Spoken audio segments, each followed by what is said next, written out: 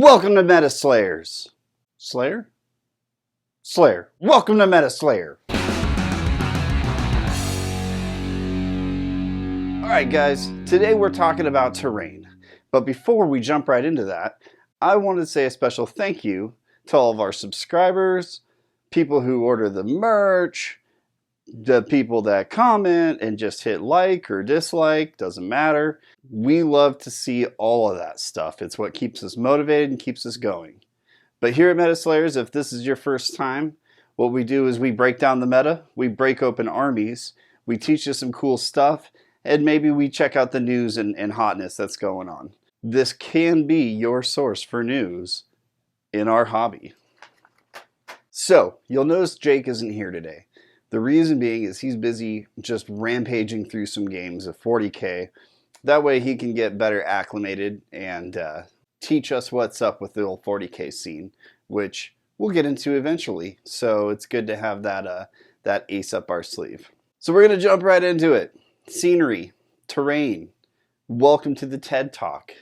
It's super important. You need to be using it in your games, and here's why. It creates a more dynamic battlefield for you to play on. We're going to go over the different rules of just the random terrain that you can roll on just real quick. I'm just going to blaze through them. I'm not going to go too in detail yet, but here we go. Damned. If a unit's within 1 inch of the terrain piece during the hero phase, you can deal D3 mortal wounds to the unit to give free reroll of 1s to hit for the turn. You sacrifice a model or a couple of models and you get some benefits. I don't see people doing it too often. It's whatever. Arcane. +1 to casting, unbinding, and dispel rolls for all wizards within 1 inch. It's just good. Period. If you're running wizards, get near it, get some buffs. Inspiring. +1 bravery within 1 inch. We've talked about how important bravery is. Your whole unit has to be wholly within 1 inch, I believe. So that makes it difficult to kind of navigate and really take advantage of. Even if you can daisy chain off from it, it's just +1 bravery. It's not a big deal. Deadly. If a friendly unit ends a move or a charge move within 1 inch of this terrain, roll a die. On a 1, deal D3 mortal wounds to it. It sucks. Avoid it. Avoid it at all possible costs unless you're trying to set up a trap for other enemy units. Maybe you don't care about the casualties or the damage that you receive. Sure. Mystical gives you a 6-up, feel no pain. Pretty simple. You ignore all wounds on a 6-up as long as you're within 1 inch of the terrain feature. Sinister grants a -1 bravery to units within 1 inch. It's the anti-version of inspiring. So if you have a high bravery army like undead or demons or Seraphon, yeah, you might be able to take some supreme advantage if you're facing off something like goblins or just anything with low bravery. Elves, they're bravery 6 or 7. So you might be able to take advantage of that. Those are the ones from the basic rule, the core rules. On to the General's Handbook ones. Overgrown. It makes the terrain feature line of sight blocking as long as an invisible line is drawn between models. As long as it crosses the terrain feature at least 1 inch, it completely blocks line of sight. It's a little tough to deal with some of the weird ruins. You're trying to draw a line of sight when you go, oh, well, it's actually like this and not squared off. It's kind of a pain in the ass, but it is useful, especially if you're facing down, some shooty armies, of course, or wizard heavy. Entangling. Subtract 2 to a minimum of 0 for run and charge rolls for units within 1 inch of this terrain. Presumably, it means within 1 inch when the roll was made. This one can be iffy if a charge is needed and a smart player should plan around it. Plain and simple. Volcanic. Each hero phase, roll a die for each volcanic feature. So if you have multiple volcanic features, the active player rolls, and those are the ones that explode. On a 6, deal D3 mortal wounds to each unit within 1 inch. This is similar to Deadly, but it erupts every turn instead of just when you make a move around it. So I have seen games where there's multiple volcanoes and a objective is just square in the middle of them, and it's pretty funny, but it kind of sucks too. Commanding. If your general is within 1 inch of this terrain and your opponent's general is not, get a command point. It's amazing. We know a command point's worth 50 points. So gaining just a free 50 points seems good. Seems solid. Healing. Each hero phase, roll a die, and on a 6, heal D3 wounds to each unit within 1 inch. You cannot return slain models, so don't even ask. But it is good for multi-wound units, giants, ogres, monsters in general it's good for. Nullification. A hero who begins the hero phase within 1 inch of this terrain can unbind a spell that turn. They can already unbind spells. They can unbind an additional one. In addition, any endless spells that end within 1 inch of the terrain piece are immediately dispelled. So if you're not running caster heavy and your opponent is, this gives you some free unbinds. Or if you are running wizards already, extra unbinds are always extra good. So that's the basic rules for the random terrain features. Now that set is more designed for the scratch build terrain. Stuff like you put some trees on a base, or you have like a little dollhouse cottage or something. That's what it's really designed for. But we've seen that pretty much everybody rolls randomly for every terrain feature that isn't a faction piece. So you take the good, you take the bad. It's up to you and your opponent to decide. Typically, when there's already a War Scroll for a terrain feature, I like to use that War Scroll if I can, but I leave it ultimately up to my opponent's discretion because I don't care that much. It's not something that you should really get hung up on too much. It should be noted that any piece of terrain on the table, you and your opponent can agree that it's garrisonable. So you can make it a garrison terrain piece. What this means is units that enter, they can, within 6 inches during their movement step, they can forego their movement and be removed from the table, and they are placed inside the terrain feature. It gives you some benefits like you are in terrain, which we will cover in a second, but your opponents are at -1 to hit with both shooting and melee when they try to attack. All line of sight and ranges and stuff are drawn from the terrain feature because the unit isn't actually there. So it's kind of like a vehicle from 40k. You measure from the hull. In this case, you measure from the terrain.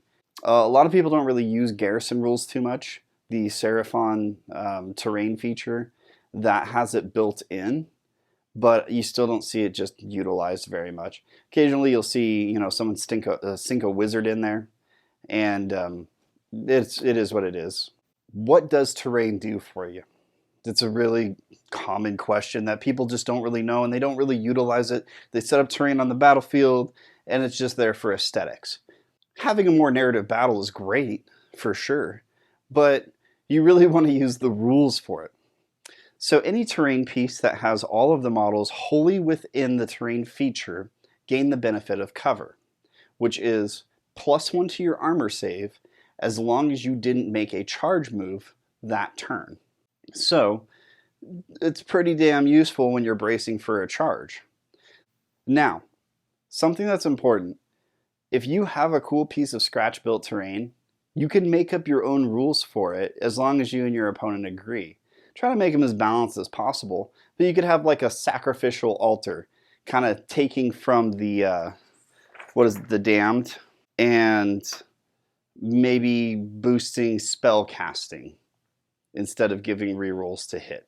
As though it's a magical altar, they're sacrificing a guy and they get invigorated with more magical energy. Why not, right? But that's something that you and your opponent have to agree upon for sure.